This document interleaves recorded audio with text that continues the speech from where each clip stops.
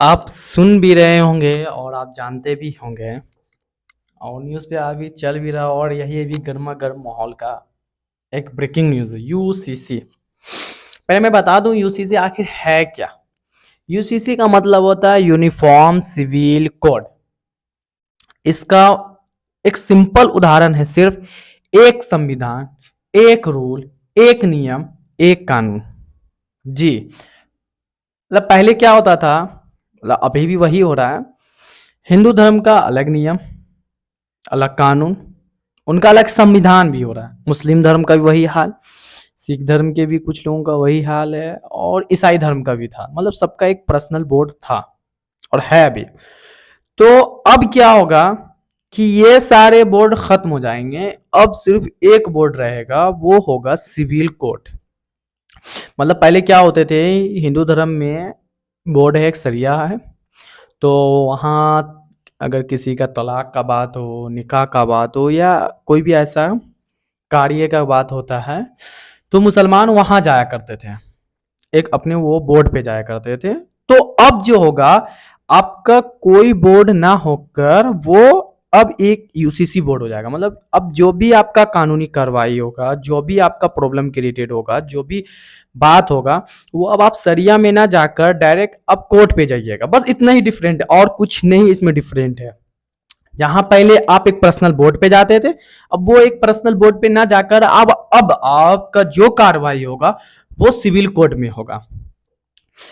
तो मैंने इस पे रिसर्च भी किया है, मैंने जाना भी है कि आखिर क्यों कुछ लोग यूसीसी का विरोध कर रहे हैं, कुछ लोग क्यों नहीं चाहते कि यूसीसी लागू हो। जब मैंने लोगों से पूछा कि आपको यूसीसी से क्या प्रॉब्लम है, तो आप विश्वास नहीं करेंगे, कुछ लोगों ने ऐसी बातें बताई हमें, क्या कह सकते हैं।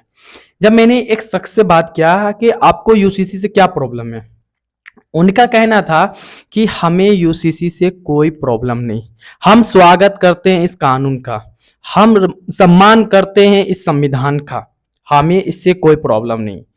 तो जब उन शख्स से हमें पूछा गया कि जब आप विरोध नहीं करते हैं तो कुछ लोग इसका विरोध कर रहे हैं, उसको क्या कहना चाहते हैं, उनका सिर्फ सिंपली एक ट्रिक में बात बताया कि यूसीसी का विरोध सिर्फ वो लोग कर रहे हैं जो सरिया में है, जो सरिया के लोगों में शामिल है।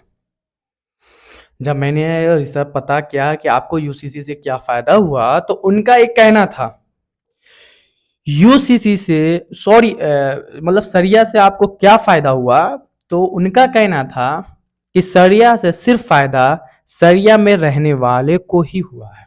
आप समझ सकते हैं कि उनका कहना है, तो कुछ तो वो जानते होंगे तभी बात कहा। मतलब जो सरिया में है, सरिया से कनेक्टेड है, सरिया के लोग हैं, सरिया को मानने वाले हैं, मतलब सरिया को तो मानते हैं सब मुसलमान ही है, मतलब जो सरिया में शामिल है उन्हीं को फायदा मिला है। आम मुसलमान को सरिया से कोई फायदा नहीं है और ना मिला है।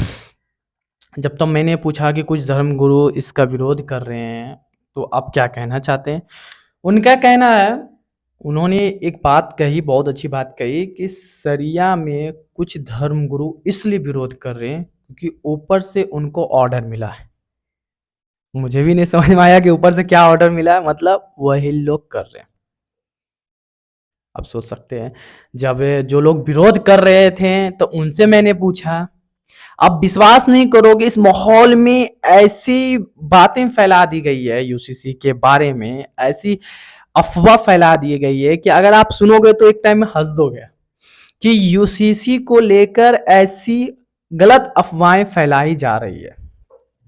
जैसे जब मैंने एक शख्स से पूछा जो यूसीसी का विरोध कर रहे थे, तो मैंने पूछा कि आपको यूसीसी से क्या प्रॉब्लम है, यूनिफॉर्म सिविल कोड से क्या प्रॉब्लम है। वो तो अच्छी बात है ना, आप जाते थे एक सरिया के पास, अब ना जाकर बस कोर्ट में ट्रांसफर हो रहा है, इतना ही डिफरेंट, और तो कुछ है नहीं डिफरेंट है उसमें ना कुछ। तो उनका कहना क्या था, आप सुनिए, थोड़ा सा आप हंसिएगा। उनका कहना था कि अगर यूसीसी लागू होता है तो हिंदू धर्म की तरह ही हमारे यहाँ जो भी डेट होगा या मुस्लिम के यहाँ कोई भी इंतकाल होगा तो उसको मुस्लिम हिंदू धर्म के ही तरह जलाया जाएगा। अब ये तो हमें नहीं मालूम कि ऐसा कोई रूल है भी या संविधान है, ये धर्म निरपेक्षता भारत है। आप अपने धर्म के हिसाब से कार्य कर सकते हैं, इसमें कोई किसी का इन्वॉल्व नहीं है। फिर जब मैंने पूछा और क्या आप जानते हैं यूसीसी के बारे में, तो उनका कहना है मुस्लिम धर्म का निकाह जैसे हुआ करता था अब वैसे ना होगा, हिंदू धर्म की तरह मंदिर में जाकर निकाह होगा। अस्तगफिरुल्लाह, ये अफवाहें फैला दी गई है ऐसा कि ऐसा ऐसा हो रहा है। कुछ लोगों का मानना है कि बाकियों के धर्म की तरह हमें अपना कार्य करना पड़ेगा, बाकियों धर्म की तरह हमें जीना पड़ेगा। यहां तक के लोग को ऐसी ऐसी अफवाहें में फैला दी गई है। मैं उन सभी से कहता हूं यूसीसी का मतलब ऐसा कुछ नहीं है। आप जैसे कर रहे थे आप वैसे ही करोगे, आप जैसे शादी करते थे वैसे ही होगा, जैसे आपके यहाँ कोई डेट होता था आप मतलब दफनाते थे वैसे ही करोगे। इसमें कोई भी इन्वॉल्व नहीं है मैटर। बस यूसीसी का सिंपल फंडा ये है, पहले जैसे आप एक पर्सनल बोर्ड पे अपनी तकलीफें लेके जाया करते थे, अपनी परेशानी लेकर जाया करते थे, अपने प्रॉब्लम लेके जाया करते थे, अब वो ट्रांसफर हो गया, कोर्ट में जाना है। अब हर कार्य आपका जो होगा, प्रॉब्लम क्रिएटेड कार्य में जो भी आपका प्रॉब्लम है वो कोर्ट में होगा, और बाकी इसमें कुछ भी नहीं है। आपका जैसा धर्म में जो कार्य हो रहा है वो होकर रहेगा। ये सब गलत अफवाहें मत ध्यान दीजिए, इससे कोई यूसीसी से कोई मुसलमान को कोई परेशानी नहीं है।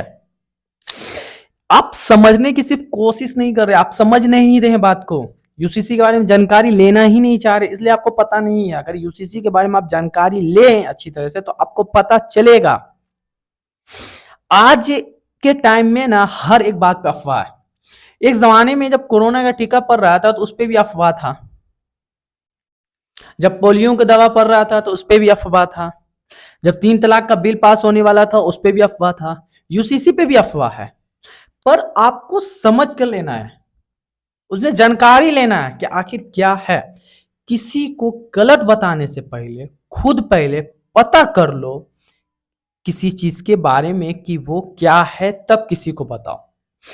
एक इंसान गलत अफवाह किसी एक को बताता है तो उसके जरिए पूरे एरिया में गलत ही पता होता है। तो किसी को अच्छी बातें ही बताएं। और यूसीसी जो भी है, मेरे को उतना नॉलेज इसकी नहीं है, जितने नॉलेज था मैंने बताया। और मैं किसी धर्म को गलत नहीं कहता हूं, सब धर्म अपनी जगह में बहुत अच्छा है, और हर धर्म से हर इंसान को ज्ञान ही मिलता है, किसी धर्म से किसी को नुकसान नहीं है। सब बात करता है समानता का ही, सब बात करता है रिस्पेक्ट का ही, सब एक है, इक्वल है। ये आप अपना अपना एक सोच थॉट बना लिए हैं कि वो ऐसा है, वो ऐसा है, वो ऐसा है, ये ऐसा है। ऐसा कुछ नहीं है, सब बराबर है, सबका रिस्पेक्ट है। बस जितना मैंने जाना उतना मैंने बता दिया। अगर किसी को अगर मेरी बातों से गलत लगा हो या अच्छा नहीं लगा तो उसके लिए मैं माफी चाहता हूँ, तहे दिल से मैं मुझे माफ करना। पर वीडियो आपको कैसा लगा ये जरूर बताइएगा कमेंट करके। फिर मिलते हैं एक नई वीडियो के साथ, तब तक के लिए आप और आप अपने फैमिली का रखें ख्याल, और अफवाहों से रहें बचकर। धन्यवाद।